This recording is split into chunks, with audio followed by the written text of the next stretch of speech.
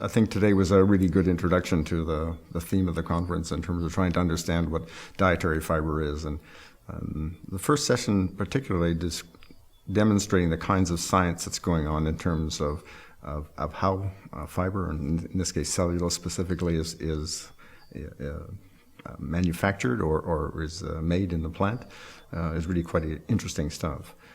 Hopefully eventually we get some of that information that can be directed for us in the animal industry to understand how we can utilize that information to more effectively maybe make different kinds of plants that are more utilizable by animals, but also understand how we might use enzymes to hydrolyze them. The main point I want to make here is in fact that the xylans, which make up a large part of the hemicellulose, are a very diverse and heterogeneous group of substances. So they differ, especially if we compare them to cellulose, which is a very ordered structure. And I'll show you a picture of a typical hemicellulose in the next slide. But they also differ from one plant to another. As we've seen, they differ from one location to another. They differ from plant to plant, from year to year. And so there is a lot of variability in the substrate that we're talking about. This is a typical cell wall that you would find in any dicot plants.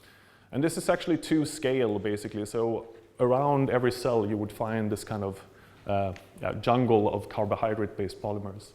And Luc Solinier in La France, he started the fingerprinting on albinoxylons some years ago. It's the same system. You hydrolyze some of the unbranched xylose residues with very specific enzymes.